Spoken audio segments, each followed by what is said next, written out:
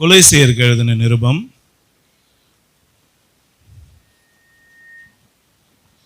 கொலோசியருக்கு எழுதின நிருபம் 3ஆம் அதிகாரம் 8ஆம் வசனத்தை வாசிக்க கேட்போம். பக்கம் 277 புதிய ஏற்பாடு. இப்பொழுதோ கோபமும் மூர்க்கமும் பொறாமையும் உங்கள் வாயில் பிறக்கல் ஆகாது, தூஷணமும் வம்பு வார்த்தைகளும் ஆகிய இவைகளை எல்லாம் விட்டு விடுங்கள். ஆமென், அல்லேலூயா. உங்கள் வாயில் பிறக்கலாகாத வார்த்தைகள், இந்த வார்த்தையை கர்த்தர் நமக்கு கொடுத்திருக்கிறார். கர்த்தர் இந்த வார்த்தையை நமக்கு ஆசீர்வதித்து கொடுப்பாராக.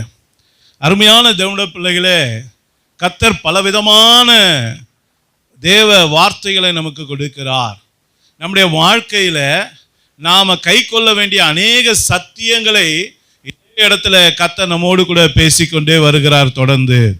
இன்றைக்கு கூட கர்த்தர் அதன் அடிப்படையில் ஒரு வார்த்தையை கொடுக்கிறார். என்ன கொடுக்கிறார்? உங்க வாயிலே பிறக்கலாகாத வார்த்தைகளை விட்டு விடுங்கள் அப்படின்னு சொல்றார். அப்படின்னா என்ன அர்த்தம்? பேசக்கூடாத வார்த்தைகளை நம்ம என்ன பண்ணக்கூடாதான், பேசவே கூடாது, அதை விட்டுணும் அப்படின்னு சொல்லி ஆண்டவர் சொல்றார். அப்போ யோசிச்சு பாருங்க, என்னங்க ஐயா ஆண்டவர் பேச வேணான்னு சொல்றார், வாயை கொடுத்துட்டு ஆண்டவர் என்ன பண்றாரு, பேச வேணான்னு சொல்றாரு. என்ன அர்த்தம் இது? இங்கே ஆண்டவர் சொல்லி கொடுக்குற ஒரு காரியம் என்ன அப்படின்னு நீங்க பாத்தீங்கன்னா, ஆண்டவர் பேச வேண்டாம்னு சொல்லல. நல்லா கவனிங்க, நாம பேசலாம். நமக்கு சகல காரியத்திலும் ஆண்டவர் என்ன கொடுத்திருக்காரு, நமக்கு சுதந்திரத்தை கொடுத்திருக்கிறார். ஆனா நாம தகாத காரியங்களை பேசினா, பேசக்கூடாத காரியங்களை பேசினா, கர்த்தர் வேணான்னு சொல்லுகிற சில காரியங்களை நாம பேசும்போது நம்முடைய வாழ்க்கையில பலவிதமான பிரச்சனைகளுக்கு, பலவிதமான போராட்டங்களுக்கு நாம பேசுகிற வார்த்தைகளே என்ன பண்ணிடணும்னா அது வாசலை திறந்து கொடுத்துரும். நம்ம நினைக்கிறோம், ஐயா நான் பேசுற சாதாரண வார்த்தையா?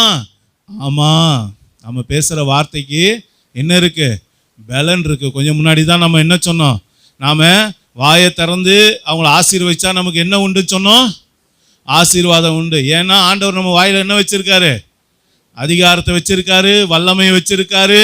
ஏன்னா ஜீவனுள்ள தேவன் நமக்குள்ள வாசம் பண்ணும்போது அவர் எப்படி பேசுறாரு, நம்ம வாயில இருந்து தான் பேசுறாரு. அப்ப நல்லா கவனிங்க, வசனம் சொல்லுது வார்த்தை மாம்சமானது. என்னது? ஆதியில வார்த்தை இருந்தது, அந்த வார்த்தை தேவனிடத்துல இருந்தது, அந்த வார்த்தை தேவனாய் இருந்தது. வார்த்தை கடைசியா 14ஆம் வசனம் வாசிங்கன்னா, அந்த வார்த்தை மாம்சமாகி கிருபையினாலும் சத்தியத்தினாலும் நிறைந்தவராய் நம்மிலே அவர் வாசம் பண்ணினார் என்று சொல்லப்பட்டு இருக்கிறது. அப்ப நல்லா கவனிங்க, நாம பேசுகிற வார்த்தைக்கு ஆண்டவர் என்ன சொல்றாரு, வல்லமை இருக்கு அப்படின்னு சொல்றாரு. மனுஷன் நம்ம பேசுகிற வார்த்தையை குறித்து கவனமா இருக்கணும்னு சொல்றாரு. ஏன் ஆண்டவர் வார்த்தைகளை குறித்து கவனமா இருக்க சொல்றாருன்னா, ஒரு வார்த்தை வாசிப்போம். மத்தேயு 12ஆம் அதிகாரம் 36ஆம் வசனத்தை வாசிங்க. மனுஷர் பேசும் வீணான வார்த்தைகள் யாவையும் குறித்து நியாயத்தீர்ப்பு நாளிலே கணக்கு ஒப்புவிக்க வேண்டும் என்று உங்களுக்கு சொல்லுகிறேன். ஏசப்பா சொல்றாரு, கவனிச்சுங்க. வேற யாரும் இல்ல, வானத்தையும் பூமியும் படைத்த தெய்வம், நம்ம உண்டாக்கின தெய்வம். அவர் என்ன சொல்றாரு, மனுஷன் பேசுகிற வீணான வார்த்தைகள் ஒவ்வொன்றை குறித்தும் நியாய தீர்ப்பு நாள்ல நம்ம என்ன கொடுக்கணுமா, கணக்கு ஒப்புவிக்கணும் அப்படின்றாரு. நல்லா கவனிங்க, நீங்க எது பேசினாலும் அங்கேக்கு என்ன இருக்கு, கணக்கு இருக்கு. அப்போ நாம கணக்கு ஒப்புவிக்க வேண்டும் அப்படின்னும் போது எவ்வளவு கவனமா பேசணும். வார்த்தை உங்களுக்குள்ள இருக்கிற வரைக்கும் நீங்க வார்த்தைக்கு ராஜா. நல்லா கவனிச்சுங்க, உங்க வாயிலிருந்து வார்த்தை புறப்பட்டுருச்சுன்னா, வெளியே வந்துருச்சுன்னா வார்த்தை தான் நிற்கும். நல்லா கவனிச்சு பாருங்க. அதனாலதான் திருவள்ளுவர் திருக்குறளை எழுதும் போது என்ன சொன்னாரு, அடி காயங்கள் கூட சீக்கிரம் ஆறிடும், ஆனா நாவினால் சுட்டவடு ஆறாதே அப்படின்னு சொன்னார். அப்படின்னா என்ன அர்த்தம், எல்லா காயத்தை காட்டிலும் பெரிய காயத்தை உண்டாக்குறது எதுதான், ஆறாத காயத்தை ரணத்தை எப்போதும் வச்சிருக்கிறது எதுதான், மனுஷனோட வாயிலிருந்து வரக்கூடிய வார்த்தைகள் தான். அப்ப இந்த வார்த்தைகளை குறித்து நாம கவனமா இருக்கணும். வார்த்தைகளை கவனமா கையாளலைன்னா நியாய தீர்ப்பு நாளிலே நாம என்ன பண்ணணும், கணக்கு ஒப்புவிக்க வேண்டாம். அதனால பேசும்போது மிகவும் கவனமாக எச்சரிக்கையாக பேசுங்க. தாராளமா பேசிடாதீங்க. பிசாசு பேச வைப்பான், தூண்டிக்கிட்டே இருப்பான். சில பேர் பக்கத்துல, நீ பேசுப்பா, நீ பேசு சிஸ்டர், நீங்க பேசுங்கக்கா அப்படின்னு சொல்லுவாங்க. நல்லா கவனிங்க, ஏன்னா பேசுற ஆளு தான் பிரச்சனையில மாட்டுவாங்க. நல்லா புரிஞ்சுங்க. இன்னைக்கு சமூக வலைத்தளங்கள்ல சில நேரங்களில் எடாகுடமா ஏதாச்சும் பேசிட்டா உடனே என்ன ஆயிருது, அதுவே ஆதாரமாகி போகுது. நல்லா கவனிச்சு பாருங்க. அப்ப இன்னைக்கு நாம பேசுகிற காரியங்கள் நமக்கு என்னவாகி போகுது, நமக்கு எதிரான சாட்சியாய் மாறி போகுது. அதனால கவனமா பேசுங்க. அந்த வார்த்தையே உங்களுக்கு பிரச்சனையை கொண்டு வரும். 2வது காரியத்தை பாருங்க, அதே அதிகாரத்துல 37ஆம் வசனத்தை வாசிங்க. ஏனெனில் உன் வார்த்தைகளினாலே, நல்லா கவனிக்க, உன் வார்த்தைகளினாலே, வேற யாருடைய வார்த்தையினால அல்ல, உன் வார்த்தைகளினாலே நீதிமான் என்று தீர்க்கப்படுவாய், அல்லது உன் வார்த்தைகளினாலே குற்றவாளி என்று தீர்க்கப்படுவாய். நல்லா கவனிங்க, உங்க வார்த்தை தான் உங்களை நியாயம் தீர்க்க போகுது. நீங்க நல்லவங்களா கெட்டவங்களான்னு யாரை காட்டி கொடுப்பது, வேற யாரும் இல்ல, உங்க வீட்டு பக்கத்துல இருக்கிற ஆளை கேட்க போறதுல ஆண்டவர். நல்லா கவனிங்க, உங்க கூடவே இருக்கிற புருஷனை கேட்க மாட்டாரு, யாரதான் கேட்க போறாரு, உங்க வாயின் வார்த்தையே உங்களை நியாயம் தீர்க்கும். நீங்க நல்லவங்களா கெட்டவங்களா, ரட்சிக்கப்பட்டவங்களா, இல்ல ஆண்டவருக்கு பயந்தவங்களா பயப்படாதவங்களா, நான் விசுவாசியா தேவனை ஆராதிக்கிறவனா என்பது உங்க வார்த்தையே காட்டி கொடுத்துரும். பாத்துங்க, நல்லா கவனிச்சிங்களேன். சில பேர்கிட்ட பார்க்கும் போதே தெரியும், அவங்க முகத்தை பார்த்தாலே ஆண்டவருடைய பிள்ளை கண்டுபிடிச்சிடலாம். சில பேர் பேசுறதை பார்க்கும் போதே இவங்க ஆண்டவருடைய பிள்ளை கண்டுபிடிச்சிடலாம். அப்ப நல்லா கவனிங்க, அவங்க வார்த்தையில் அது வெளிப்படுத்து. பார்த்தீங்களா, பேதுருவை பார்த்து எல்லாரும் கேட்டாங்க, நீ கூட நசரேயனாகிய இயேசு கூட இருந்த ஆளு தானே, உன் பேச்சு அதை காட்டுதுன்றாங்க. பாருங்க, கவனிச்சிங்களா, பேதுருடைய பேச்சு எப்படி இருந்துதான், ஏசப்பா பேசுறது போல இருந்துதான். கவனிச்சிங்களா, அப்போ உங்க பேச்சு யாரை போல இருக்கு? உங்களை நீதிமான் சொல்லுதா உங்க பேச்சு? உங்களை பரிசுத்தவான் சொல்லுதா? உங்க தேவனுக்கு பயந்தவன் சொல்லுதா? தேவனுக்கு பிரியமானவன் சொல்லுதா? ஐயோ இவனா கேடு கட்டவன், இவன் பொய்யுக்கு பிதான், இவன் எல்லாரையும் கடினமா பேசக்கூடியவன், திட்டுறவன், வைரவன் அப்படின்றாங்களா? யோசிச்சு பாருங்க. அப்ப நம்முடைய வாயின் வார்த்தைகள் நம்மை நியாயம் தீர்க்கக்கூடியது என்பதை மறந்துடாதீங்க. உங்களை யார் என்பது காட்டி கொடுக்கறதே உங்க வார்த்தை தான். கவனமா கையாளுங்க. உங்களுக்கு கர்த்தர் கொடுத்த நல்ல நாமத்தை நீங்களே தூஷிச்சுக்காதீங்க. கர்த்தர் உங்களுக்கு கொடுத்திருக்க உயர்வான இடத்துல சில காரியங்கள் வச்சிருப்பாரு, சில பேர் மூலமா சில நன்மைகளை வச்சிருப்பாரு. நீங்க எடாகுடமா வார்த்தைகளை கைவிடும் போது, இவனையா நம்ம இவ்வளோ பெருசா நினைச்சோம், சே இவன் இவ்வளோ அற்பமான நான் நடந்துக்கிட்டானே அப்படின்னு சொல்லி உங்க நல் மதிப்பெல்லாம் அதுக்கு எடுத்து போடும். அல்லேலூயா. அப்போ வார்த்தையில கவனமா இருக்கணும். அல்லேலூயா. 2 காரியத்தை பார்த்தோம். 3வது ஒரு காரியத்தை பாருங்க, நீதிமொழிகள் 6ஆம் அதிகாரம் 2ஆம் வசனத்தை வாசிங்க. நீ உன் வாய்மொழிகளால் சிக்குண்டாய், உன் வாயின் வார்த்தைகளால் பிடிபட்டாய். நல்லா கவனிச்சிங்களா, உன் வார்த்தை தான் உன்னை சிக்கல்ல மாட்ட விடுறது, உன் வார்த்தை தான் உன்னை பிடிக்கிறது. நல்லா கவனிச்சு, வேற எதுவும் இல்லை. உங்க வார்த்தையில கவனமா இருங்க. உங்க வார்த்தையை சிக்கி கொள்ளாதீங்க. உங்க வார்த்தையை பேசி நீங்களே சிக்கி கொள்ளாதீங்க. உங்க குடும்பத்தை சிக்க வச்சிடாதீங்க. உங்க வார்த்தையினால நீங்க பிடிபட்டுறாதீங்க, மாட்டிக்காதீங்க, லாக் ஆயிராதீங்க. ஆண்டவர் சொல்றாரு பாருங்க. இன்னொரு வார்த்தை வாசிங்க, நீதிமொழிகள் 18:21 வாசிங்க. நீதிமொழிகள் 18:21. மரணமும் ஜீவனும் நாவின் அதிகாரத்தில் இருக்கும். என்னமா? மரணமும் ஜீவனும் நாவின் அதிகாரத்தில் இருக்கும். வாயில தான் இருக்கு. ஆண்டவர் அதான் சொன்னாரு, உங்க வாயில தான் உங்க மரணமும் இருக்கு, உங்க ஜீவனும் இருக்கு. வாசிங்க. அதில் பிரியப்படுகிறவர்கள் அதன் கனியை புசிப்பார்கள். ஆமா, நீ எதை பிரியப்படுறியோ அந்த கனியை புசிப்ப. மரணம் வேணும்னா நீ எப்ப பார்த்தாலும் புலம்பலாவே பேசிக்கிட்டு இருப்ப, அழிவுக்குரியதையே பேசிக்கிட்டு இருப்ப. ஆனா ஜீவனை விரும்புகிறவன், ஆசீர்வாதத்தை விரும்புகிறவன், தேவனுடைய வல்லமை விரும்புகிறவன் என்ன பேசுவான்? ஏசப்பா ஸ்தோத்திரம், ஏசப்பா என்னை விடுவிச்சதுக்காய் ஸ்தோத்திரம், என்னை ஆசீர்வச்சதுக்காய் ஸ்தோத்திரம், என் பிரச்சனையெல்லாம் நீங்க மாற்றி போட்டதுக்காய் ஸ்தோத்திரம் சொல்லி அவன் விடுதலைக்குரியதை பேசுவான், ஆசீர்வாதத்துக்குரியதை பேசுவான், தன்னை ஆண்டவர் ஆசீர்வதிக்கிறதுக்குரிய காரியங்களை பேசுவான். நம்ம என்ன பேசுறோம்? யோசிச்சு பாருங்க. யார் யார் எது மேல விருப்பம் இருக்கோ அதை பேசுவாங்க. எனக்கு ஆசீர்வாதம் மேல விருப்பம் இருக்கு, அதனால நான் என்ன பேசுவேன்? ஆசீர்வாதத்தை பேசுவேன், நன்மையை பத்தி பேசுவேன், என் ஏசப்பா என் வாழ்க்கையில செய்ய போற காரியத்தை பத்தி பேசுவேன். ஆனா புலம்புகிற ஆட்கள் எதை பேசுவாங்க? மரணத்தை பத்தி தான் பேசுவாங்க. அவங்க கடைசி வரைக்கும் அதெல்லாம் நடக்காது பிரதர்னா நடக்கவே நடக்காது. என்னது நடக்காது? அதெல்லாம் வாய்ப்பே இல்லை அப்படி உங்க வாயில வருதா? சான்ஸே இல்லை. அது எப்படி கொடுத்துருவாங்க? அது எப்படி தருவாங்க? அது எப்படி நடந்துரும்? அப்படிலாம் உங்க வாயில வருதா? நெகட்டிவான பேச்சு வருதா? அது அப்படியே ஆயிரும். என்னது? அது அப்படியே ஆயிரும். நீங்கள் என்ன பண்ண போகிறீங்க? நீங்கள் என்ன பேச போகிறீங்க? நீங்கள் பாசிட்டிவாக பேசுகிறீங்கன்னா அது அப்படியே உங்களுக்கு பாசிட்டிவாக நடக்கும். விடுதலை கிடைக்கும்னு நினச்சிங்கன்னா விடுதலை கிடைக்கும். கர்த்தர் என்ன உயர்த்துவார் சொன்னீங்கன்னா உயர்த்துவார். புது வேலை கிடைக்கும்னு சொன்னீங்கன்னா புது வேலை கிடைக்கும். வருமானத்தில் உயர்வு கிடைக்கும்னு சொல்லி விசுவாசத்தோடு அறிக்கைட்டிங்கன்னா உங்களுக்கு என்ன கிடைக்கும்? அந்த வருமானம் கிடைக்கும். வீடு வேணும், எனக்கு வாசல் வேணும், நல்ல வாழ்க்கை வேணும், சந்தோஷம் வேணும், சமாதானம் வேணும், சௌக்கியம் வேணும், என் பிள்ளைகளோட காரியங்களும் ஆசீர்வாதமாக இருக்கணும், என் போக்கு வரத்து ஆசீர்வாதமாக இருக்கணும், என் ஜனத்தார் மத்தியில் நான் உயர்ந்து இருக்கணும். விரும்புகிறீங்களா? அதை பற்றி பேசுங்க, அதை பற்றி பேசுங்க. கர்த்தர் என்னை உயர்த்துவார்னு சொல்லி பேசுங்க. நீங்கள் மகிமைப்படுத்துங்க. நீங்கள் மகிமைப்படுத்த உங்கள் வார்த்தையின் வல்லமை வெளிப்பட்டு அதை என்ன பண்ணும்? அது உங்களுக்கு அப்படியே ஆக கடவுது. ஏசப்பா கிட்ட வந்தவங்க எல்லாருக்கிட்டையும் என்ன கேட்டார் ஏசப்பா?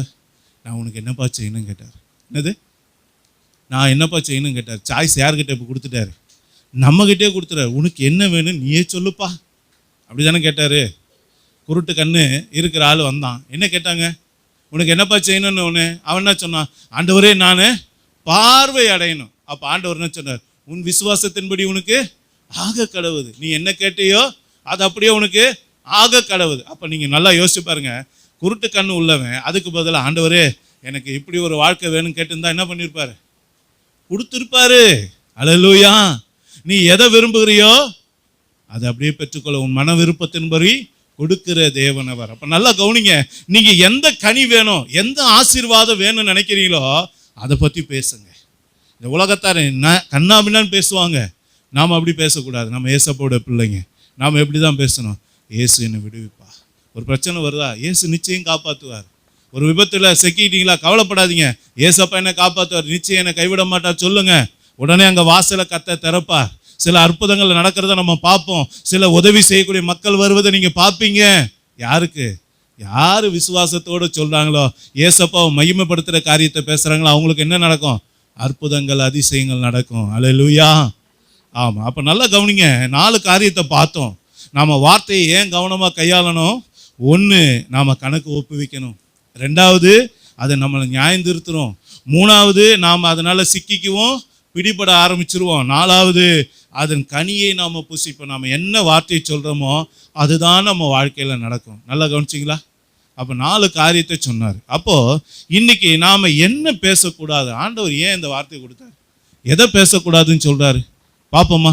ஒரு 5 காரியம் இருக்குது. சுருக்கமாக நம்ம பார்த்து நம்ம ஜெபிக்கும்படியாக கடந்து செல்வோம். ஆதியாகமம் 3ஆம் அதிகாரம் 17ஆம் வசனத்தை வாசிங்க. பின்பு அவர் ஆதாமை நோக்கி, நீ உன் மனைவியின் வார்த்தைக்கு செவி கொடுத்து புசிக்க வேண்டாம் என்று நான் உனக்கு விலக்கின விருட்சத்தின் கனியை புசித்தபடியினாலே பூமி உன் நிமித்தம் சபிக்கப்பட்டிருக்கும். நல்லா கவனிச்சிங்களா? ஒய்ஃபு ஆதாமுக்கு சொன்னாங்க. ஆதாமுடைய ஒய்ஃப் என்ன பண்ணாங்க? ஒரு பழத்தை கொடுத்தாங்க. புருஷா இந்தாப்பா இதை சாப்பிடுப்பா அப்படின்னு ஒன்று.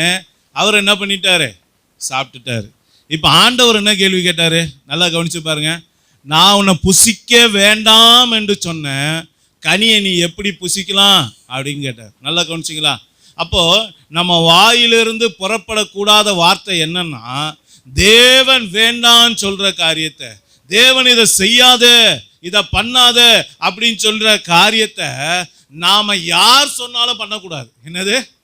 நாம் யார் சொன்னாலும், அது பொண்டாட்டியே சொன்னாலும் சரி, புருஷனே சொன்னாலும் சரி, அப்பாவே சொன்னாலும் சரி, அம்மாவே சொன்னாலும் சரி, கூட பிறந்த அண்ணன் சொல்லிட்டாரு, தங்கச்சி சொல்லிட்டாங்க, நம்ம சொந்தக்காரர் சொல்லிட்டாங்க, பெரிய பெரிய ஆஃபீஸர் சொல்லிட்டாங்க, அப்படி யாரு சொன்னாலும் வசனம் சொல்லுது, ஆண்டவர் செய்யக்கூடாதுன்னு சொன்ன விஷயத்த நாம பேசக்கூடாது.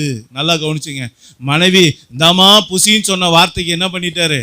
ஆதாம செவி கொடுத்துட்டார். இதே மாதிரி தான் ஆபிரகாம் என்ன பண்ணாரு? ஆபிரகாமுக்கு ஆண்டவர் சொன்னார், ஆபிரகாமே நான் உன்னை என்ன பண்ணுவேன்? ஆசீர்வதித்து உனக்கு ஒரு கர்ப்பத்தின் கனியை கொடுப்பேன். உன் மனைவி என்ன பண்ணுவா? ஒரு கர்ப்பம் தரித்து ஒரு ஆண் குழந்தையை பெற்றெடுப்பான்னு சொன்னாரு. ஆனா சாராள் என்ன பண்ணாங்க தெரியுமா? ஆண்டவருடைய வார்த்தையை அப்படியே மாற்றி இப்போ வேலைக்காரியை பார்த்து என்ன சொல்றாங்க? அவங்க வீட்டுக்கார்கிட்ட இந்த பொண்ணோடு சேருங்க அப்படின்னு சொல்லி இப்போ என்ன பண்ணுறாங்க? ஆண்டவர் சொல்லாத ஒரு விஷயத்த சொன்னதுனால, நீங்கள் நல்லா கவனிங்க, அந்த அம்மாவுக்கு ஒரு குழந்தை பிறந்தது உண்மைதான், ஆனால் ஆண்டவர் சித்தம் இல்லாத பாருங்க. ஆண்டவரோட வார்த்தை அது இல்லை. ஆபிரகாமுக்கு அவன் மனைவியாக சாராளுக்கு தான் குழந்தை. வேலைக்காரி மூலமா வரக்கூடிய குழந்தைய கர்த்தர் அதை அங்கீகரிக்கல. நல்லா கவனிச்சு கொள்ளுங்க. அப்போ வார்த்தையை மீறி நாம செயல்படும் போது, வார்த்தையை மீறி நாம பேசும்போது, வார்த்தை சொல்லுகிறது இந்த தவறுனால வந்த பிரச்சனை தலைமுறைக்காக உன் சந்ததிக்கு அது பிரச்சனையை கொண்டு வர, இவங்களாலேயே உனக்கு பிரச்சனை வரும். நல்லா கவனிச்சுங்க. வார்த்தையை மீறி செய்தா அந்த வார்த்தையை நமக்கு என்ன பண்ணும்? பிரச்சனையை கொண்டு வரும். நல்லா கவனிச்சு கொள்ளுங்க. அப்போ இன்னைக்கு நாம் ஏசப்பா செய்ய வேணான்னு சொன்னதை யார் சொன்னாலும் செய்கிறோமா? ஐயோ ஒய்ஃப் சொன்னாங்க அதனால் செஞ்சுட்டேன், தப்பிச்சிக்கலான்னு பார்க்குறீங்களா? தப்பிக்கவே முடியாது கர்த்தருடைய வார்த்தைக்கு. அல்லேலூயா. அப்போ ஆண்டவர் சொல்லிட்டார், நான் சொன்னது தான், அதுக்கு கீழ்ப்படியது நம்முடைய வேலை. அல்லேலூயா. அப்போ இன்றைக்கி ஆண்டவர் சொன்னதுக்கு ஒழுங்காக நம்ம கீழ்ப்படிகிறோமா? ஆண்டவர் சொன்னால் செய்கிறோமா? இல்லை ஆண்டவர் செய்யாதன்னு சொன்னால் செய்கிறோமா? யோசிச்சு பாருங்க. எந்த வார்த்தைக்கு நீங்கள் செவி கொடுக்குறீங்க? ஆண்டவருடைய வார்த்தைக்கு செவி கொடுக்குறீங்களா, இல்லை மனைவியோட வார்த்தைக்கு செவி கொடுங்க? தராசில் வச்சு பாருங்க. நீங்கள் யார் வார்த்தைக்கு சத்து? சில பேர் அப்படி தான், சில பேர் கீ கொடுத்தா தான் ஓடுவாங்க. இந்த பொம்மைங்க இருக்குல்ல, பார்த்துருக்கீங்களா? சில பொம்மைங்களாம் பாருங்கள், சாவி இருக்கும், அதை போட்டு ஒரு நல்லா திருக்கி விட்டேன், அது பாட்டு என்ன பண்ணும்? கையை தட்டும், அல்லது ஜிங்னு ஆடும், அல்லது இப்படி மூவ் ஆகும், அப்படி வரும். அது மாதிரி சில பேர் ஆள் பேசினாதான் அவங்க என்ன பண்ணுவாங்க? நடக்க ஆரம்பிப்பாங்க. அப்படி இருக்கீங்களா? இல்லை தேவனுடைய கட்டுப்பாட்டில் நீங்கள் இருக்கீங்களா? சொல்லுங்கள். நீங்கள் யாருடைய கட்டுப்பாட்டில் இருக்கீங்க? நாம் தேவனுடைய கட்டுப்பாட்டில் இருக்கணும். தேவன் சொல்வதை செய்யுங்க, தேவன் சொல்லாததை ஒரு நாளும் செய்யாதீங்க.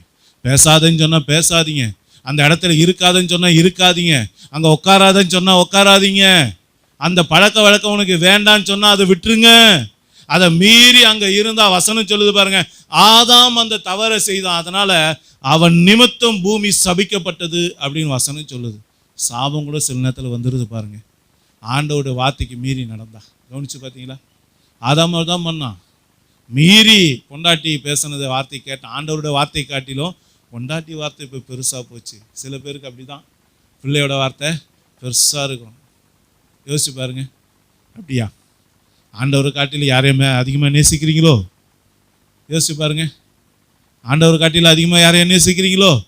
அப்படின்னா தான் ஆண்டவர் வார்த்தை காட்டிலும் மேலே போகும். ஆண்டவர் என்ன சொல்லிட்டாரு? என்னை காட்டிலும் நீ யாரையும் அதிகமாக நேசிச்சா நீ எனக்கு பாத்திரவான் அல்ல அப்படின்ட்டார். நல்லா கவனிச்சிங்க. அப்போ இன்னைக்கு புருஷன் சொன்னாலும் சரி, மனைவி சொன்னாலும் சரி, பிள்ளைகள் சொன்னாலும் சரி, என் அப்பா சொன்னார், எங்கள் அம்மா சொன்னாங்க, எங்கள் ஓனர் சொல்லிட்டார், எங்கள் மேனேஜர் சொல்லிட்டார், யார் சொன்னாலும் ஏசப்பாவுடைய வார்த்தைக்கு மீறின காரியமாக இருந்தால் செய்யக்கூடாது. அல்லேலூயா. அந்த தவறை செஞ்சீங்கன்னா அதுவே உங்களுக்கு பிரச்சனையாக மாறி போகும். அதை தான் ஆண்டவர் சொன்னார். அப்போ நம்ம வாயில் என்ன வார்த்தை பிறக்கக்கூடாது? ஆண்டவர் செய்ய வேணான்னு சொன்னதை செய்யு அப்படின்னு சொல்ல நாம் பேசக்கூடாது, பழகக்கூடாது. அல்லேலூயா. இரண்டாவது காரியத்தை பார்ப்போம். ஆதியாகமம் 27:34 வாசிங்க. 27:34. ஏசா தன் தகப்பனுடைய வார்த்தைகளை கேட்டவுடனே மிகவும் மனம் கசந்து உரத்த சத்தமிட்டு அலறி தன் தகப்பனை நோக்கி, என் தகப்பனே, என்னையும் ஆசீர்வதியும் என்றான். ஆமா, நல்லா கவனிங்க. அப்பாவும் பையனும் பேசுறாங்க. அப்பாவுடைய வார்த்தையை கேட்ட உடனே பையன் இப்ப அலறான். அப்படியே எழுதப்பட்டிருக்கு பாருங்க. அலறிட்டானா? யாரு? ஏசா, மூத்த மகன். நல்லா கவனிங்க. அலறிட்டான், பயந்துட்டான். ஏன்னா அவன் அப்பா கிட்ட ஆசீர்வாதத்தை பெறும்படியா வந்தான். ஆனா அப்பா கிட்ட இப்ப ஆசீர்வாதம் இல்லை. அப்பாவுடைய வாயிலிருந்து ஆசீர்வாதமான வார்த்தை வரல, அதுக்கு பதிலாக என்ன வருது? வெறுமையான வார்த்தை வருது. நீங்க யார்கிட்ட பேசும்போது வெறுமையான வார்த்தைகளை பேசுறீங்களா? யோசிச்சு பாருங்க. ஒருத்தங்க கண்ணீரோடு வராங்க, நீங்க அவங்க கிட்ட என்ன வார்த்தை பேசுறீங்க? அவங்களோட கண்ணீரை தொடக்கிற வார்த்தை பேசுறீங்கன்னா அது அவங்களுக்கு ஆசீர்வாதமா இருக்கும்.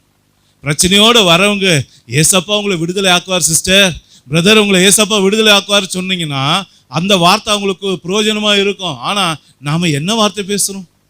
வெறுமையான வார்த்தையை பேசுனா அவங்களுடைய கண்ணீர் துடைக்கப்படுமா?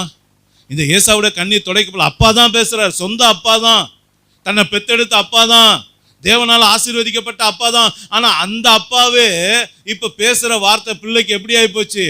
வெறுமையாயிடுச்சு. கதறான், கண்ணீர் விடுறான், என்னை ஆசீர்வதிங்க கேட்குறான். இப்போ அப்பா கிட்ட ஆசீர்வாதமான வார்த்தை இல்லை. நீங்கள் என்ன வார்த்தை பேசுகிறீங்க? சபிக்கிற வார்த்தையை பேசுகிறீங்களா? ஒருத்தனை பார்த்து சபிக்கிறீங்களா? ஒரு கீழ்ப்படியில் ஒருவேளை உங்களுக்கு விரோதமாக எழும்பிட்டா ஒன்று சில பேர் சொன்னாங்க மண்ணை தூவி நாசமாக போயிடுவேன். கிராமத்தில் இன்னமும் உண்டு அதெல்லாம். கவனிச்சு பாருங்க, யோசிச்சு பாருங்க. மனதார யாரையும் சபிக்கிறீங்களா? வெறுமையான வார்த்தைகள் வருது அவங்க வாயிலிருந்து, வரக்கூடாது. வேதம் சொல்லுது, என் வாயிலிருந்து புறப்படுகிற வார்த்தை எப்படிப்பட்டதாக இருக்கணும்? கிருபை பொருந்தின வார்த்தைகளாக இருக்கணும். ஒரு வார்த்தை வாசிப்போமா? நீதிமொழிகளை கையில் எடுத்துக்கொள்ளுங்க. நான் உங்களுக்கு எழுதி கொடுக்காத வசனம் 10ஆம் வசனம், 10ஆம் அதிகாரத்தை எடுத்துக்கொள்ளுங்க. நீதிமொழிகள் 10, நீதிமொழிகள் 10 எடுத்தீங்களா? அதில் 21ஆம் வசனத்தை வாசிங்க. நீதிமானுடைய உதடுகள் அநேகரை போஷிக்கும். என்ன கேட்டீங்களா? நீதிமானுடைய உதடுகள் அநேகரை போஷிக்கும். நீங்கள் போஷிக்கிறீங்களா?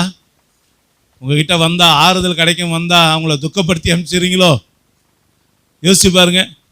சில பேர் இந்த அக்கா கிட்ட போனால் ஒரு சமாதானம் உண்டாகும்னு வருவாங்க, நம்பி வந்து அங்கே தான் என் சமாதானமே போச்சு, அங்கே தான் என் பிரச்சனையே ஆரம்பிச்சது, ஏன்டா இவங்கள பார்த்தேன் என் வாழ்க்கையில், இவங்க வீட்டுக்கு போவேன் என் வீட்டிலேயே உட்காந்துருந்தா ரொம்ப நல்லா இருந்திருக்குமே, அப்படி எதாவது நினச்சிருக்கீங்களா? யோசிச்சு பாருங்க. நம்ம வாயிலேருந்து வர வார்த்தைங்க பிரயோஜனமாக இருக்கணும், நன்மையான வார்த்தையாக இருக்கணும், சமாதானத்துக்கு ஏதுவாக இருக்கணும், கர்த்தரை மகிமைப்படுத்துகிற வார்த்தைகளாக இருக்கணும். வெறும் வார்த்தைகளை பேசாதீங்க, பிரயோஜனம் இல்லாத வார்த்தைகளை பேசாதீங்க, ஒருத்தனை கவிழ்த்து போடுகிற வார்த்தையை பேசாதீங்க, சபிக்கிற வார்த்தைகளை பேசாதீங்க. ஆண்டவருடைய வார்த்தை அதை தான் சொல்லுது. யோசிச்சு பாருங்கள், நம்ம என்ன வார்த்தைகளை பேசுகிறோம். நம்முடைய வாழ்க்கையில் இப்படிப்பட்ட வார்த்தைகள்லாம் வரக்கூடாது. நம்மளோட வாழ்க்கையில் எப்போதும் நல்ல வார்த்தைகளை பேச பழகணும். அல்லேலூயா. நல்ல வார்த்தைகளை பேசுங்க. நீங்கள் பேச பேச தான் உங்களுக்கு காரியங்களை கை கூடும். அல்லேலூயா. அப்போ உங்ககிட்ட யார் வந்தாலும் இனிமேல் என்ன தான் பேசணும்? ஆண்டவருடைய வார்த்தையை பேசுங்க. அது அவங்கள ரட்சிக்கும், அது அவங்கள தொடும், அது அவங்களோட கண்ணீரை துடைக்கும், வேதனைகளை மாற்றும். அல்லேலூயா. 2 காரியத்தை பார்த்தோம். 3வது ஆதியாகமம் 27:42 வாசிங்க. ஆதியாகமம் 27:42. மூத்த மகனாகிய ஏசாவின் வார்த்தைகள் ரெபெக்காளுக்கு அறிவிக்கப்பட்டது. அப்பொழுது அவள் தன் இளைய மகனாகிய யாக்கோபை அழைத்து, உன் சகோதரனாகிய ஏசா உன்னை கொன்று போட நினைத்து தன்னை தேற்றிக் கொள்ளுகிறான். ஆமா, போதும். நல்லா அம்மா சொல்றாங்க, மூத்த மகனுடைய வார்த்தை அம்மாக்கு இப்ப என்ன ஆயிப்போச்சு? பயத்தை உண்டாக்கிருச்சு. சின்ன பையனை பார்த்து பேசுறாங்க, உங்க அண்ணன் உன்னை கொன்னுருவேன்னு சொல்றான்டா அப்படின்னு சொல்றாங்க. அப்படின்னா என்ன அர்த்தம்? அண்ணக்காரன் ஏசா என்ன பண்றாரு? அம்மாவை பயமுறுத்துறாரு, அம்மாவை பயமுறுத்துறாரு, தம்பியை பயமுறுத்துறாரு, குடும்பத்தை பயமுறுத்துறாரு. பயமுறுத்துற வார்த்தைகளை பேசுகிறோமா? நீ எனக்கு இதை செய்யலைன்னா வீட்டை விட்டு ஓடி போயிடுவேன். என்னைக்கா வருதா நம்ம வாயில்? நீங்கள் எனக்கு இந்த 5 பவுன் நகை வாங்கி கொடுக்கலாம், நான் அப்படியே கைத்துல தொங்கிடுவேன். யோசிச்சு பாருங்க. இந்த புடவை வாங்கி கொடுக்கல, இந்த ட்ரெஸ் வாங்கி கொடுக்கல, இந்த பேக் வாங்கி கொடுக்கல, இந்த ஷூ வாங்கி கொடுக்கல, இந்த சாப்பிட்ற பொருளை வாங்கி கொடுக்கல, அற்ப காரியத்துக்கெல்லாம் இன்னைக்கு சில பேர் என்ன பண்ணிடுறாங்க. ஆமாம், நான் ஒரு ஆஸ்பத்திரியில் வேலை செய்கிறதுனால ஒரு பெண்ணு, சரவணான்னு ஒரு பெண்ணு இருந்தாங்க. நல்லா எனக்கு நல்லா தெரியும், எப்போவுமே ஆண்டவரை தேடக்கூடிய ஒரு பிள்ளை. வரும்போதெல்லாம் ஆண்டவரை பற்றி நான் சொல்லுவேன், அது பிள்ளை நல்லா கேட்கும். ஆனால் வீட்டில் பார்த்தீங்கன்னா புருஷன் பொண்டாட்டிக்குள்ளே ஏதோ ஒரு சின்ன பிரச்சனை. திடீர்னு போனாங்க, கதவு சாத்தினாங்க, ஆள் ரொம்ப நேரமாக வரல. வீட்டுக்காரர் என்ன பண்ணார்? எப்பவுமே இந்த அம்மா இந்த மாதிரி பயமுறுத்திக்கிட்டே இருந்தாங்க. அதனால் எப்பவும் போய் காப்பாற்றுறவர், சும்மா விளையாட்டாக செய்வாங்க எப்பவுமே கதவு சாத்திட்டு. அது மாதிரி இவர் என்ன பண்ணிட்டார்? எத்தனையோ வாட்டி பார்த்தவர், இந்த வாட்டியும் விளையாட்டாக தான் செய்வாங்கன்னு நினச்சாரு. அன்னைக்கு தானே அம்மா போய் சேர்ந்தாச்சு. அல்லேலூயா. யோசிச்சு பாருங்க ஐயா, பயமுறுத்துறீங்களா? பயமுறுத்துறீங்களா? பயமுறுத்துகிற வார்த்தைகளை பேசக்கூடாது. நம்மளோட வாயிலேருந்து பயமுறுத்துகிற வார்த்தைகள் வரக்கூடாது.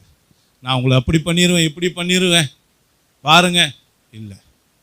நம்ம கர்த்தருடைய பிள்ளைங்க, அப்படிலாம் பேசக்கூடாது. நம்ம பேசும்போது கவனமாக பேசணும். நம்முடைய வார்த்தைங்க நம்ம பெற்றோருக்கு இன்பமாக இருக்கா? அப்பா நம்ம பேசும்போது சந்தோஷப்படுறாரா? அம்மா நம்ம பேசும்போது சந்தோஷப்படுறாங்க?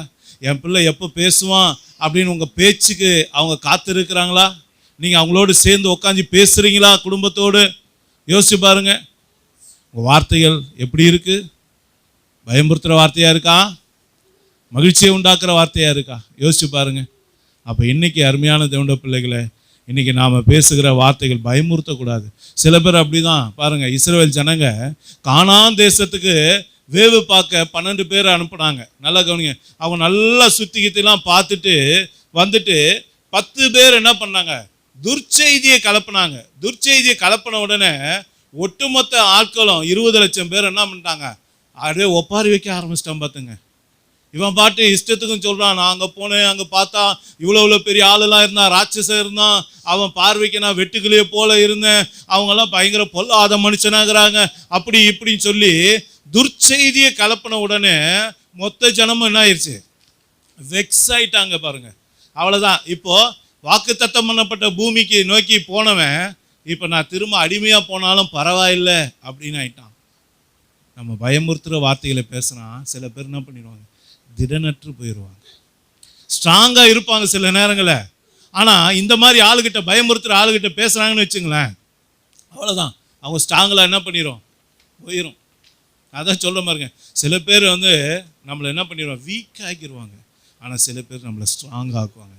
ஏசப்பா கிட்ட வந்தால் உங்களோட வாழ்க்கை எப்படி மாறிடும், ஸ்ட்ராங்காக மாறிடும். ஒரு விசுவாச வீரனுடைய வாழ்க்கையில் நீங்கள் இடம் பெற்றீங்கன்னா, அவங்களோடு கூட நல்லா ஜெபிக்கிறவங்களோட நீங்கள் பங்கு பெற்றீங்கன்னா, அவங்க வார்த்தை உங்களை ஸ்ட்ராங் பண்ணும். வேதத்தை வாசிக்கிறவங்களோடு சேர்ந்து நீங்கள் இருந்தீங்கன்னா உங்கள் வாழ்க்கை ஸ்ட்ராங் ஆகும். நல்லா கவனித்து பாருங்கள். தேவனை மகிமைப்படுத்துகிற, துதிக்கிற, ஆராதிக்கிற பிள்ளைகளோட நீங்கள் பழகினீங்கன்னா அவங்க வார்த்தைகள் உங்களை ஸ்ட்ராங் பண்ண, பலப்படுத்தும். ஆனால் இந்த மாதிரி உங்களை பயமுறுத்துகிற ஆட்கள், உலக காரியங்களை பார்த்து உலக பிரகாரமான எடை போடுற ஆட்களை பார்த்தீங்கன்னா நிச்சயம் உங்கள் விசுவாசம் உங்களை என்ன பண்ணிடும், கவிழ்ந்து போயிடும். அல்லேலூயா. யோசிச்சு பாருங்கய்யா, இன்றைக்கி நாம் எப்படி இருக்கும்? கர்த்தருடைய பிள்ளைங்க நம்ம பயமுறுத்துகிற வார்த்தைகளை பேசக்கூடாது, தைரியப்படுத்துகிற வார்த்தைகளை பேசணும், விசுவாச வார்த்தைகளை பேசணும், வாக்குத்தத்தங்களை பேசணும். வேதம் சொல்லுகிறது, ஆபிரகாம் தான் பெற்றுக்கொள்வதற்கு சூழ்நிலை பார்த்தா சாதகமே இல்லை. குழந்தை பெற்றுக்கணும்னு ஆசைப்பட்டான். ஆண்டவர் ஒரு குழந்தை கொடுப்பேன்னு வாக்கு கொடுத்தாரு. ஆனால் பார்த்தா 25 வருஷம் ஆயிடுச்சு, வாக்கு கொடுத்தது நடக்கலையேன்னு சொல்லி அவன் சோர்ந்து போகல. அவன் என்ன பண்ணான், ஆண்டவர் கொடுத்த வார்த்தையை விசுவாசத்தோடு அறிக்கைட்டு கொண்டே இருந்தான் பாருங்க. ஆண்டவரே, நீர் எனக்கு சொன்னபடியே குழந்தைய கொடுத்து விட்டதுக்காய் ஸ்தோத்திரம், நான் அதை பெற்றுக்கொண்டதுக்காய் ஸ்தோத்திரம் சொல்லி மகிமைப்படுத்திக்கிட்டே இருந்தான். அவன் வாழ்க்கையில் எது இல்லாமல் இருந்ததோ அது என்ன ஆயிப்போச்சு, இப்போ அவன் கையில் வந்து சேர்ந்துருச்சு. அல்லேலூயா. உங்கள் வார்த்தைகளுக்கு அவ்வளோ ஆசீர்வாதம் இருக்குது. நீங்கள் என்ன பேசுகிறீங்க யோசிச்சு பாருங்க. உங்கள் வார்த்தையில் கவனமாக இருக்கணும். இப்போ 3வது காரியம், பயமுறுத்துகிற வார்த்தைகளை பேசக்கூடாது, கெட்ட வார்த்தைகளை பேசக்கூடாது, அடுத்தவங்களை துன்புறுத்துகிற வார்த்தைகளை பேசக்கூடாது, அடுத்தவங்களை பின்மாற்றத்தில் போக வைக்கிற வார்த்தைகளை பேசக்கூடாது. அல்லேலூயா. அநேகர் சலித்து போகும்படியான வார்த்தைகள் பேசுவாங்க, அப்படிலாம் பேசக்கூடாது. அல்லேலூயா. அதனால் இன்றைக்கி நம்ம வார்த்தையை குறித்து கவனமாக இருக்கணும். 4வது, சங்கீதம் 109:3 வாசிங்க. சங்கீதம் 109:3. பகை உண்டாக்கும் வார்த்தைகளால் என்னை சூழ்ந்து கொண்டு முகாந்திரம் இல்லாமல் என்னோட போர் செய்கிறார்கள். என்ன வார்த்தை? பகையை உண்டாக்கும் வார்த்தை. என்ன வார்த்தை? பகையை உண்டாக்கும். நீங்கள் பேசினா உடனே பகை வருதா? நல்லா ஸ்மூத்தாக போயிட்டு இருக்க இடத்துல சில பேர் பேசிட்டாங்கன்னு வச்சுங்க, ஆமாம், அது வரைக்கும் நல்லா ஒத்துமையாக இருப்பாங்க. சில பேர் வந்தாங்கன்னா பேசுனாங்கன்னா அப்படியே வீடு 2ஆக போயிடும். பார்த்துங்க, குடும்பம் 2ஆக போயிடும். புருஷன் பொண்டாட்டி அப்படியே இந்தியா பாகிஸ்தானாக மாறிடுவாங்க. அது மாதிரி ஆயிரும். சில பேர் அப்படி தான் பகையை உண்டாக்குற வார்த்தைகளை பேசுவாங்க.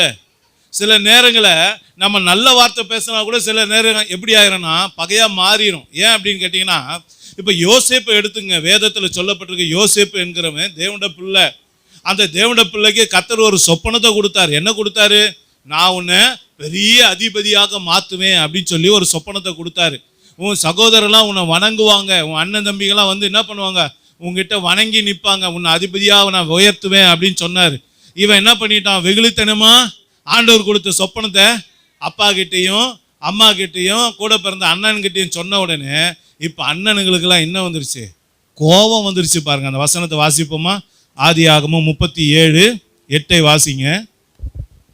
அப்பொழுது அவன் சகோதரர் அவனை பார்த்து, நீ எங்கள் மேல் துரைத்தனம் பண்ணுவாயோ, நீ எங்களை ஆள போகிறாயோ என்று சொல்லி அவனை அவன் சொப்பனங்களின் நிமித்தமும் அவன் வார்த்தைகளின் நிமித்தமும் இன்னும் அதிகமாய் பகைத்தார்கள். கவனிச்சீங்களா? ஆண்டவர் காட்டினதை சொன்னா கூட சில நேரங்களில் என்ன வந்துருது, பகை வந்துருது. ஏன்னு கேட்டீங்கன்னு வச்சுங்க, அந்த சொப்பனத்தில் என்ன இருக்கு, நான் பெரியவனா இருப்பேன், மற்றவங்களாம் எனக்கு கீழே இருப்பாங்கன்னு சொல்றாரு. நல்லா கவனிங்க. அப்ப கீழே இருக்கிறவனுக்கு என்ன வந்துருச்சு, நீ எப்படா எனக்கு மேலே வரலாம், உன்னை வர விட மாட்டேன்டா அப்படின்னு சொல்லி என்ன பண்றாங்க, காலை பிடிச்சி இழுத்துருவாங்க. நல்லா கவனிங்க. ஆண்டவர் சில காரியத்தை சொல்லும்போது நம்ம என்ன பண்ணணும்? கவனமாக இருக்கணும். ஆண்டவர் சில காரியத்தை கொடுக்கும்போது, தரிசனம் கொடுக்கும்போது, சில நேரத்துக்கு நம்ம பக்கத்தில் இருக்க ஆளுக்கு என்ன பண்ணோம்? அந்த தரிசனத்தில் அவங்களுக்கு அதில் வேட்டாக இருக்கும். நல்லா கவனிச்சிங்க. ஆண்டவர் வெளிப்படுத்துகிற ஆவிக்குரிய காரியங்களை என்ன பண்ணக்கூடாது?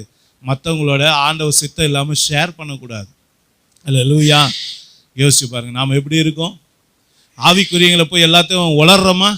ஆண்டவர் சொன்னது எல்லாத்தையுமே கண்ணாமின்னு உளரக்கூடாது. ஏன்னா சில நேரத்தில் நம்ம என்ன சொல்கிறோமோ அதை வச்சே நம்மளை என்ன பண்ணிடுவாங்க? இழுத்து விட்டுருவாங்க. ஒரு தீர்க்கதரிசி அப்படி தான் ஆண்டவர் சொன்னார். என்ன சொன்னார்? நீ போன வழியே திரும்பக்கூடாது, அந்த ஊரில் சாப்பிடக்கூடாதுன்னு சொன்னார். இவன் என்ன பண்ணான்? அதே மாதிரி தான் போனான். அந்த வீட்டில் அந்த ஊரில் சாப்பிடல, போன வழியே திரும்ப வரல, வேறு வழியாக தான் போகிறான். சொன்ன வேலையை செஞ்சுட்டு ஒழுங்காக போனான்.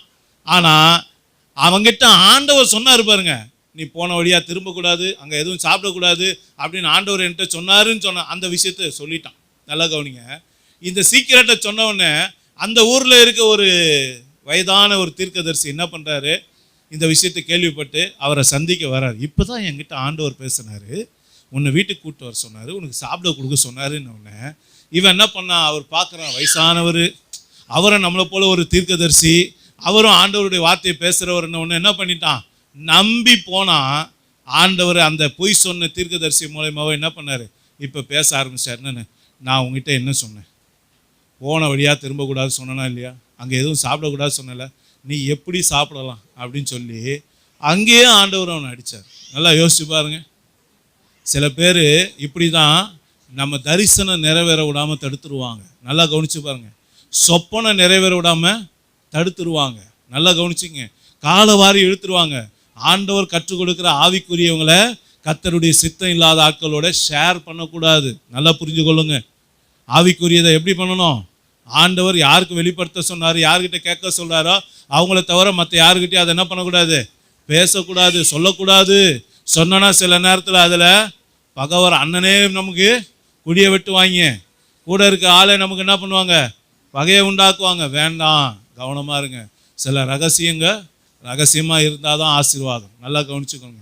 எங்கேயும் போய் நிறைய விஷயங்களை உளரக்கூடாது. நான் அநேக நேரத்தில் உங்களுக்கு சொல்லியிருக்கேன். என்ன சொன்னேன்? வீட்டுக்கு யாராவது கெஸ்ட்டு வந்தால் என்ன பண்ணணும்? ஹாலில் தான் உட்கார வச்சு பேசணும். வீட்டுக்கு கெஸ்ட்டு வந்தால் ஹாலில் தான் உட்கார வச்சு பேசணும். வீட்டில் இருக்க எல்லா ரூமும் திறந்து காட்டி, எனக்கு இவ்வளோ புடவை இருக்குது, எனக்கு இவ்வளோ நகை இருக்குது, எனக்கு இவ்வளோ பணம் இருக்குது, பேங்க்கு பேலன்ஸ்லாம் இருக்குது, எங்கள் அப்பா அம்பானி, எங்கள் தாத்தா பிர்லா, இப்படிலாம் உங்கள் ஆஸ்தி பாஸ்திகளாம் நீங்கள் வீட்டை திறந்தெல்லாம் காட்டினீங்கன்னா ஒரு நாள் ஆண்டவர் சொன்னார், இதெல்லாம் அவன் வீட்டுக்கு போய் சேர்ந்தோம். யார் வீட்டுக்கு? யார் பார்க்க வந்தாங்களோ. அதனால் நல்லா புரிஞ்சிங்க. வீட்டுக்கு எவ்வளோ பெரிய கெஸ்ட்டு வந்தாலும் அவங்கள என்ன பண்ணணும்? ஹாலில் தான் வச்சுக்கணும். ஆண்டவர் மறைக்க சொல்கிற விஷயத்த என்ன பண்ணிடணும்? மறைக்க கற்றுக்கணும். சொல்லக்கூடாதுன்னு சொல்கிற விஷயத்த சொல்லக்கூடாது. கவனமாக இருக்கணும். அல்லேலூயா. ஓகே, கடைசியாக ஒரு வார்த்தையை வாசிப்போம். ஆதியாகமம் 39:19 வாசிங்க. உம்முடைய வேலைக்காரன் எனக்கு இப்படி செய்தான் என்று தன் மனைவி தன்னோட சொன்ன வார்த்தைகளை அவனுடைய எஜமான் கேட்டபோது அவனுக்கு கோபம் உண்டது. யாருக்கு? எஜமானுக்கு கோபம் உண்டது. யார் மேல குற்றம் சாட்டினாங்க? எஜமானுடைய ஒய்ஃபு இப்ப யோசேப்பு மேல குற்றம் சாட்டுகிறாங்க. ஒரு உண்மையான தேவனுடைய பிள்ளை, தப்பே பண்ணாத ஒரு தேவனுடைய பிள்ளை, நீதிமான், உத்தமன், கர்த்தர் அவனோடு கூட இருக்கிறார், தவறே செய்யாத ஒரு பரிசுத்தவான் மேல, தேவனுடைய பிள்ளை மேல குற்றம் சாட்டுகிற ஒரு வார்த்தை, அவனை நிந்திக்கிற வார்த்தை, அவனை அவமானப்படுத்துகிற வார்த்தைகளை பேசக்கூடாது. ஏசப்பா பிள்ளைங்களை யாரும் அப்படி பேசுறீங்களா? யோசிச்சு பாருங்க, யோசிச்சு பாருங்க. இன்னைக்கு யோசிப்பா அந்த மாதிரி தான் பேசுனாங்க. கடைசியில் அந்த அம்மாவும் அந்த குடும்பம் எப்படி ஆயிடுச்சு தெரியுங்களா? அவனுக்கு சர்வன்ட் ஆயிடுச்சு. அவனை கர்த்தர் உயர்த்திட்டாரு. உயர்த்தினோடனே இப்போ அவங்க வீட்டுக்காரன் இந்த அம்மாவை இப்போ என்ன கை கட்டின்னு பதில் சொல்கிறாங்க. அந்த அளவுக்கு கர்த்தர் உயர்த்திட்டார். யோசிச்சு பாருங்க. உண்மையுள்ளவனை கர்த்தர் ஆசீர்வதிப்பார். கர்த்தருக்கு பிரியமான வாழ்க்கை வாழ்கிறவனை கர்த்தர் ஆசீர்வதிப்பார். ஆனால் இன்னைக்கு நாம் எப்படி இருக்கோம்? யோசிச்சு பாருங்க. யாரையும் குற்றம் சாட்டாதீங்க, யாரையும் நிந்திச்சு பேசாதீங்க, யாரையும் அவமானப்படுத்தி பேசாதீங்க, யாரையும் நியாயம் இருக்காதீங்க. அவன் கெட்டவன், நான் ரொம்ப நல்லவன் அப்படிலாம் பேசிடாதீங்க. அல்லேலூயா. நியாயம் இருக்கிறவர் யாரு? ஏசப்பா தான். யாரையும் நியாயம் திருத்துறாதீங்க.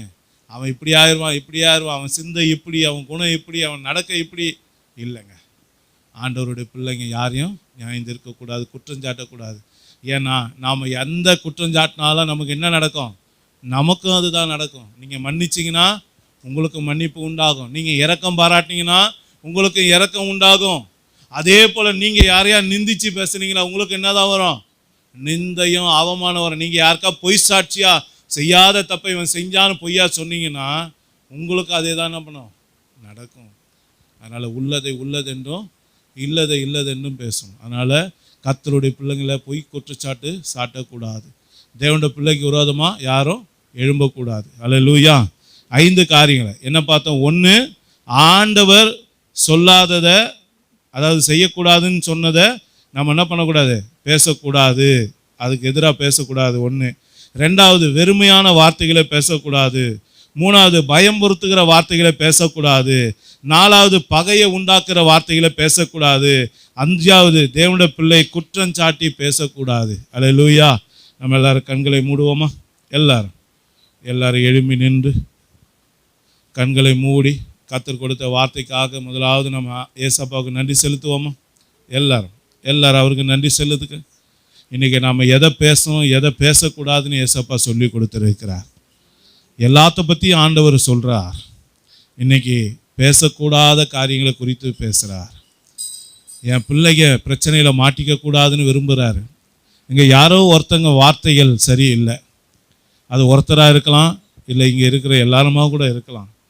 ஆண்டவர் வார்த்தை எச்சரிக்கிறார்னா யாரோ இப்படி பேசிக்கிட்டு இருக்கோம் நம்ம அர்த்தம். அல்லது நமக்கு பின்னாடி இந்த மாதிரி பிரச்சனை வரக்கூடிய விஷயம் நம்ம நெருங்கி வருதுன்னு அர்த்தம்.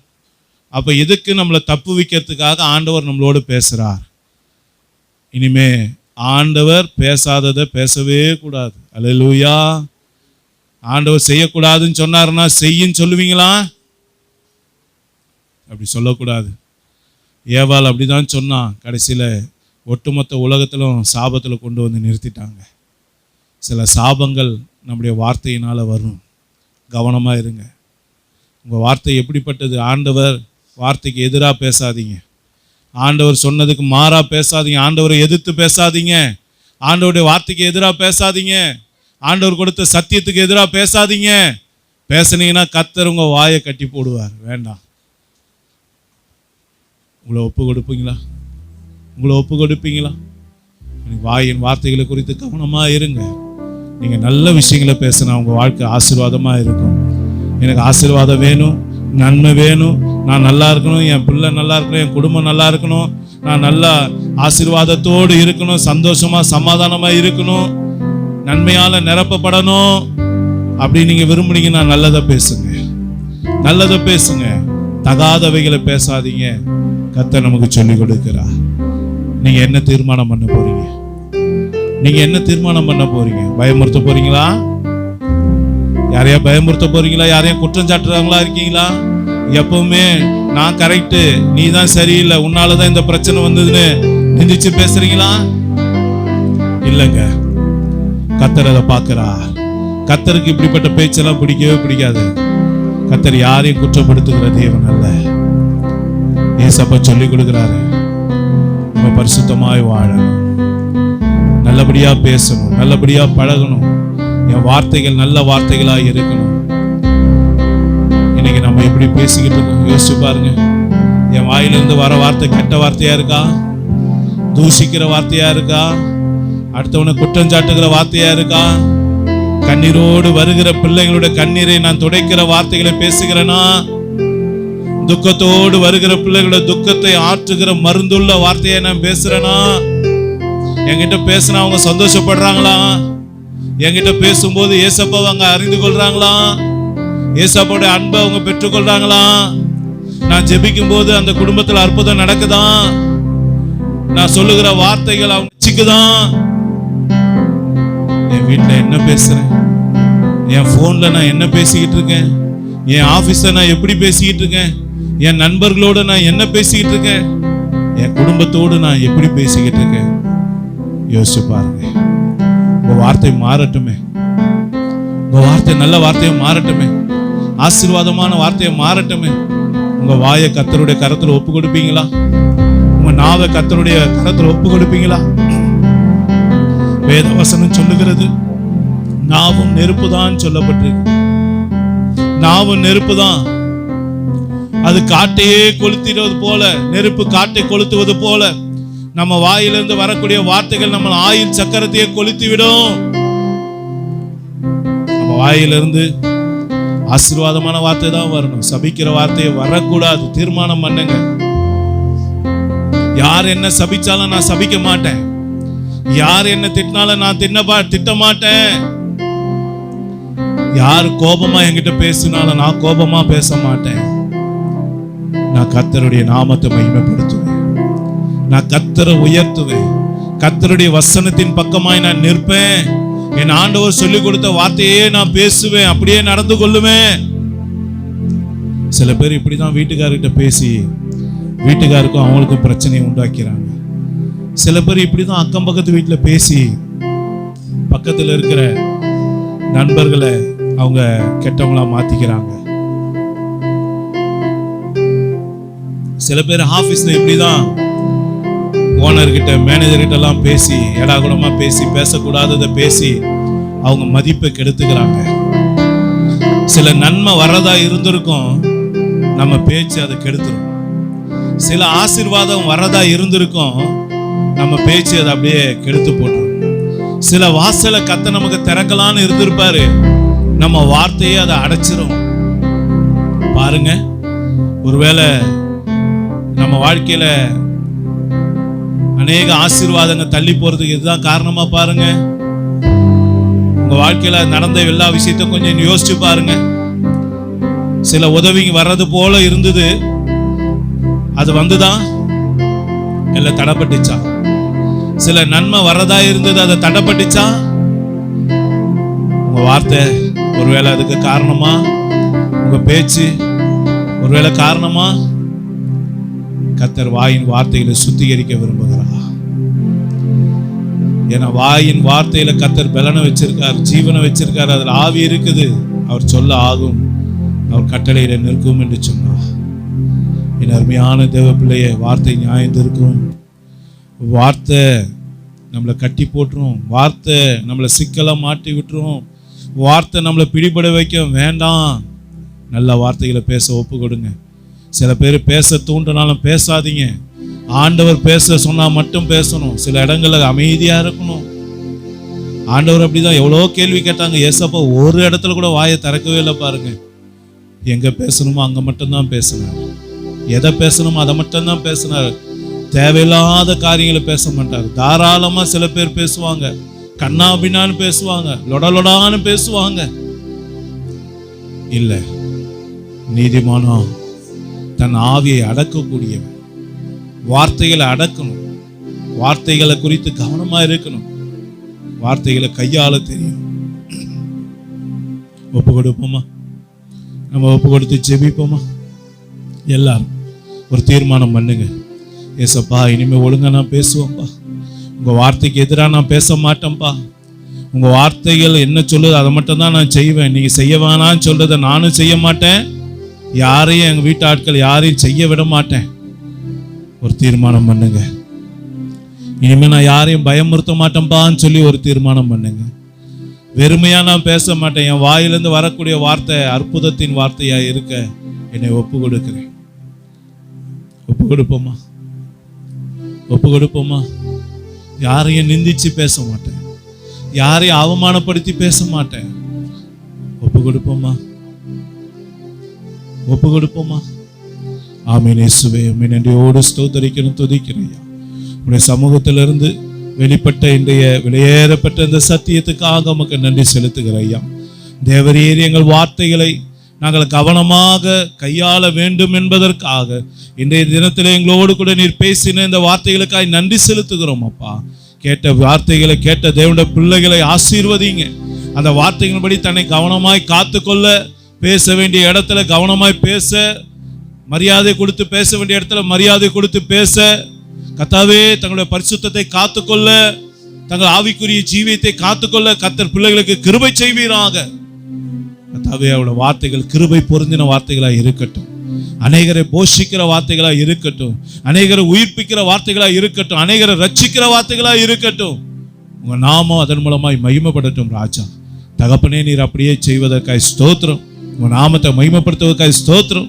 பிள்ளைகளை சாட்சிகளாய் நிறுத்துவதற்காய் ஸ்தோத்திரம். எல்லா துதியும் கனமும் மகிமையும் எங்கள் ஆண்டவராகிய இயேசு கிறிஸ்துவாகிய உமக்கே நாங்கள் செலுத்துகிறோம். இயேசு கிறிஸ்து என்கிற உங்க மேலான வல்லமையுள்ள நாமத்தில் கேட்கிறோம் நல்ல பிதாவே. ஆமென், ஆமென்.